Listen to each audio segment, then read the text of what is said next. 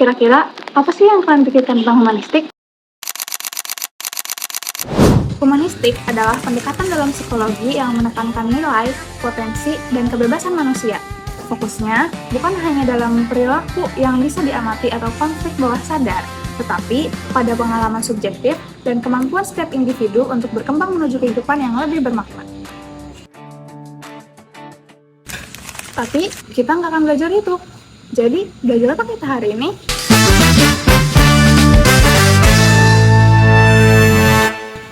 Assalamualaikum warahmatullahi wabarakatuh.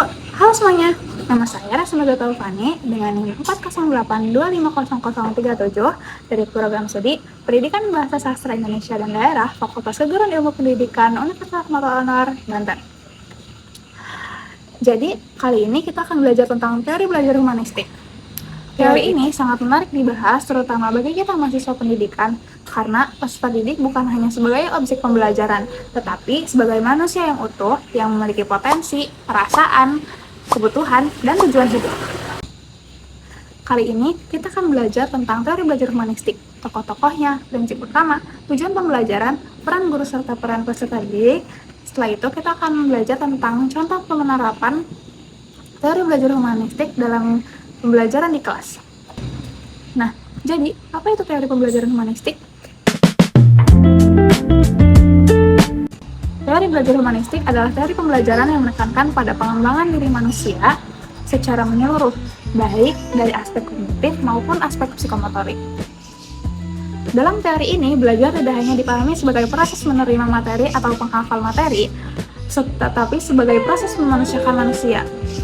Artinya, pembelajaran harus membantu peserta didik mengenal dirinya sendiri, mengembangkan bakatnya, serta mencapai aktualisasi diri.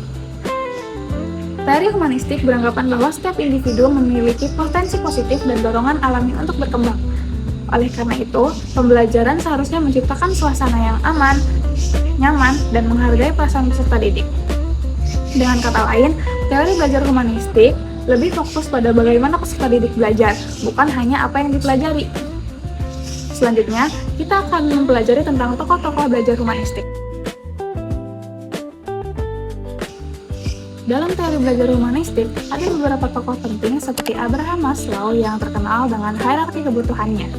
Maslow menyatakan bahwa manusia memiliki kebutuhan yang bertingkat, mulai dari tingkat rendah sampai tingkat tertinggi. Urutan kebutuhan menurut Maslow seperti kebutuhan fisiologis, seperti makan dan minum, kebutuhan rasa aman, nyaman, kebutuhan kasih sayang dan rasa saling memiliki, kebutuhan penghargaan, dan kebutuhan aktualisasi diri.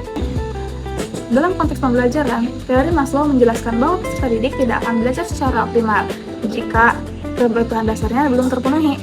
Apa aja sih kebutuhan dasar itu?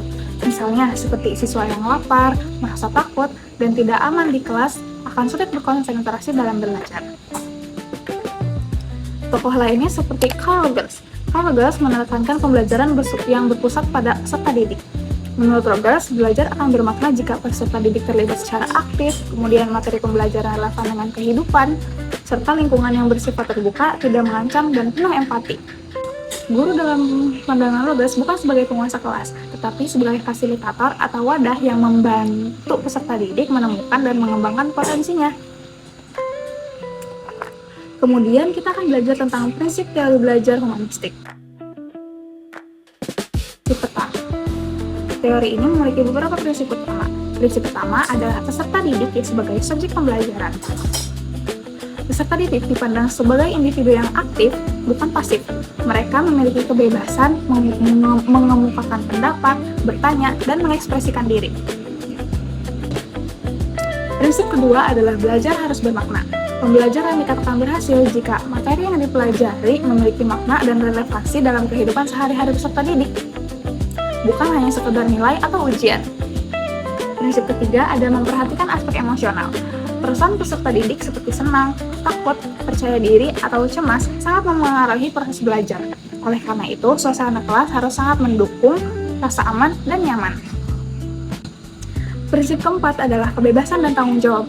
Peserta didik diberi kebebasan dalam belajar, namun diberi tanggung jawab terhadap proses dan hasil belajarnya. Nah, tujuan pembelajaran menurut teori humanistik. Tujuan utama pembelajaran teori humanistik bukan hanya pencapaian nilai akademik, tetapi pengembangan diri peserta didik secara menyeluruh. Teori ini bertujuan untuk membantu peserta didik mengenal potensi dirinya, mengembangkan kepercayaan diri dan memotivasi belajar peserta didik, membentuk kepribadian yang mandiri dan bertanggung jawab, serta mendorong peserta didik mencapai aktualisasi dirinya sendiri. Dalam pembelajaran humanistik, keberhasilan belajar tidak diukur dari angka, tetapi juga dari perubahan sikap, pemahaman diri, dan kematangan emosional peserta didik. Selanjutnya, apa saja peran guru dan peserta didik dalam teori belajar humanistik?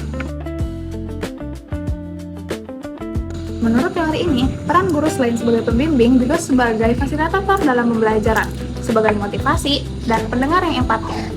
Guru tidak mendominasi kelas, melainkan menciptakan lingkungan belajar yang kondusif agar peserta didik dapat berkembang secara alami. Sementara itu, peserta didik berperan sebagai subjek aktif dalam pembelajaran, penentu arah, individu yang bertanggung jawab atas proses belajar yang sendiri. Hubungan antara guru dan peserta didik bersifat humanis, saling menghargai, dan saling terbuka. Terakhir, ada contoh penerapan teori humanistik di kelas. Misalnya, dalam pembelajaran bahasa Indonesia, guru meminta peserta didik agar menuliskan suatu hal yang bermakna dalam kehidupannya. Kemudian, peserta didik diberi kesempatan untuk membacakan hasil tulisannya dan mengekspresikan perasaannya. Guru tidak langsung menilai benar atau salah, tetapi memberikan apresiasi dan umpan balik yang positif. Dengan cara ini, peserta didik merasa dihargai, percaya diri, serta pembelajaran akan menjadi lebih bermakna. Nah, menurut saya, teori pembelajaran humanistik mengajarkan kita bahwa pendidikan bukan hanya sekedar transfer ilmu, tetapi sebagai proses pembentukan manusia seutuhnya. Sekian materi dari saya. Wabillahi taufiq wal hidayah. Wassalamualaikum warahmatullahi wabarakatuh.